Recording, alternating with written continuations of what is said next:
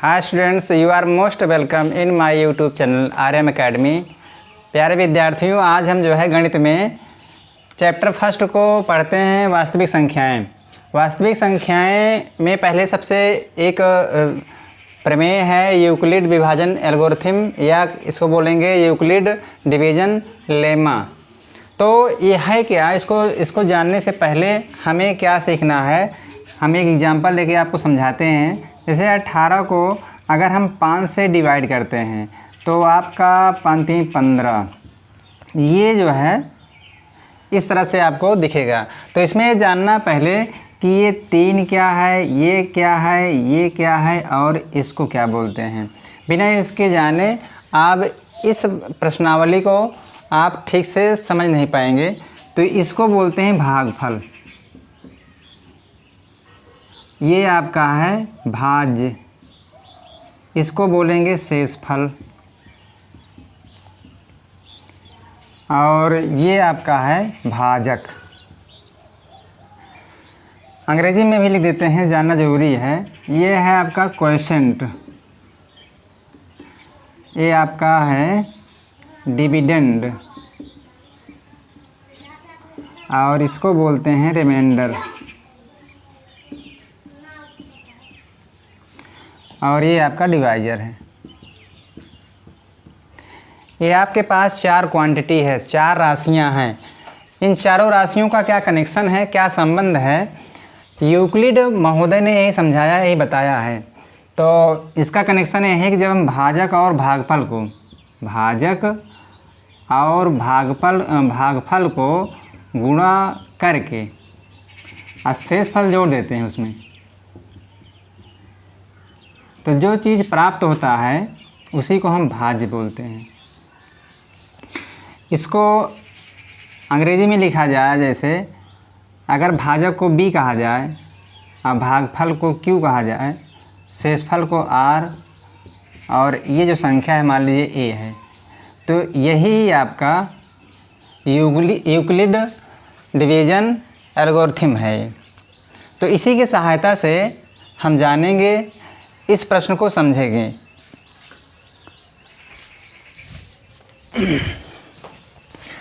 तो आगे समझते हैं।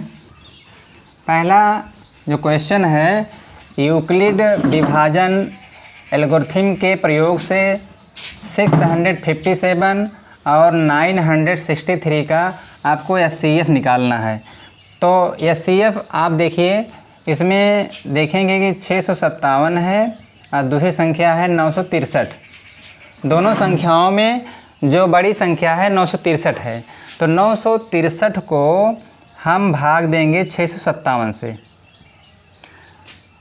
तो जो भागफल जाएगा एक बार जाएगा, 657 को यहाँ लिखेंगे, फिर घटाएंगे, 13 में 7 निकालेंगे 6 आएगा, यहाँ 0 आएगा, यहाँ 3 आएगा, 306 रिमाइंडर आया।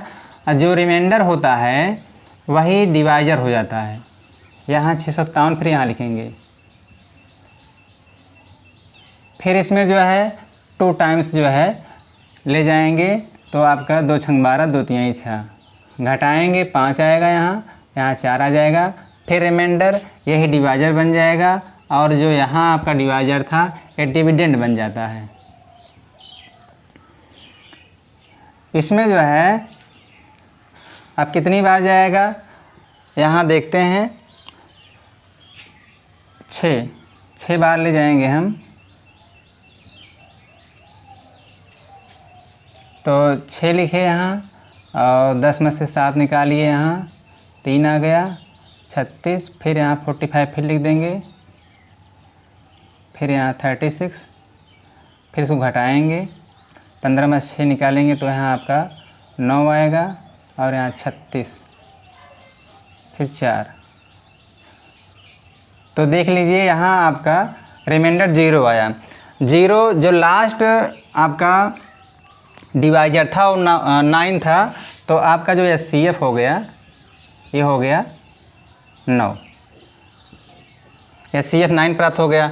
अब इसको जैसे आपको लगाना है तो ऐसे भी लिख सकते हैं, जैसे 963 है, फर्स्ट स्टेप जो है 963 है, तो आप इसको कैसे लिख सकते हैं 657 मल्टीप्लाई 1 प्लस 306।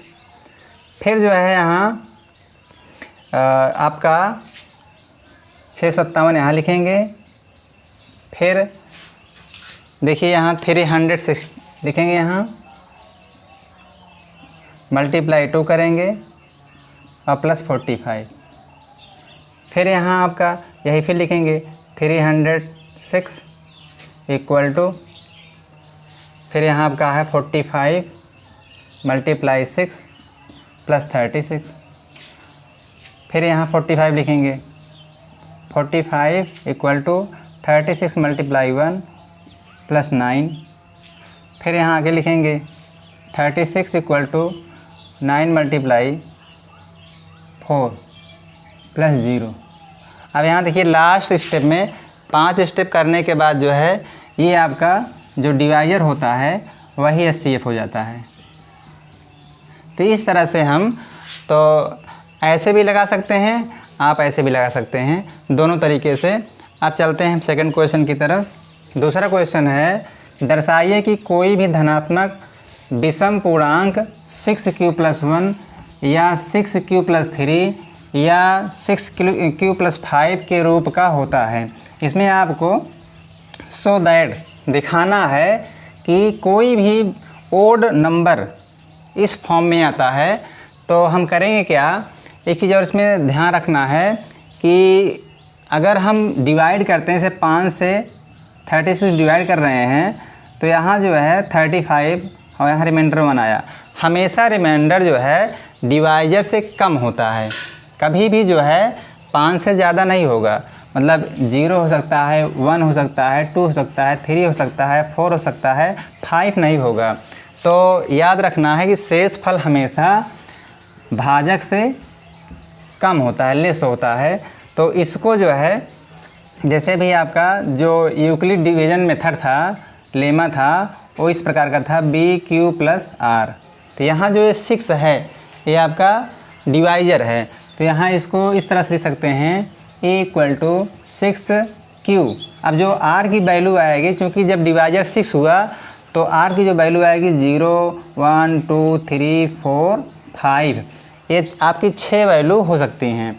तो यहाँ जो है जब 0 रखेंगे, R की वैल्यू 0 रखेंगे तो आ जाएगा 6Q। फिर अगर 1 रखिए, ऐसे आगे जगह हम 1 रख दिए तो ये आपका एक रुपये हो गया।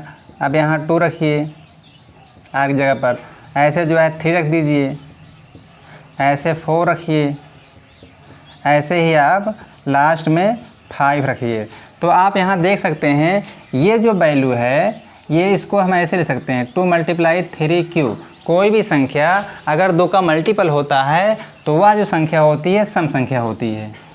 क्योंकि यहाँ 2 का गुणा है, मल्टीपल है, इसलिए सम संख्या है। ये इसमें देखिए, इसमें हम 2 कॉमन ले सकते हैं, तो 2 × 3 = 6 + 1। तो आप यहाँ भी देख सकते हैं 2 का मल्टीपल है ये, तो ये भी सम संख्या हुई। और यहाँ देखिए इसमें भी 2 कॉमन लीजिए, तो यहाँ 2 × 3 = 6, 3Q + 2, ये भी सम संख्या है। और जो संख्याएं बच रही हैं आपके पास, क्या क्या बच रही हैं, 6Q + 1, 6Q + 3 और 6Q + 5, ये संख्याएं आपकी विषम संख्याएं हुई। तो इस प्रकार यही आपको सिद्ध करना था, दिखाना था कि कोई भी धनात्मक विषम पूर्णांक ये 6Q + 1, 6Q + 3 या 6Q + 5 के रूप में होता है। तो यह इस प्रकार से सिद्ध हुआ कि कोई भी धनात्मक विषम पूर्णांक इतने रूप में होता है। तो प्यारे बच्चों, यह वीडियो आपको कैसा लगा? अगर ये वीडियो आपको अच्छा लगता है तो हमारे चैनल को सब्सक्राइब करें, लाइक करें और अपने दोस्तों को शेयर ज़रूर करें। और हम अगले वीडियो में इसी तरह से और भी प्रश्नों को हल करेंगे, समझेंगे। Thank you.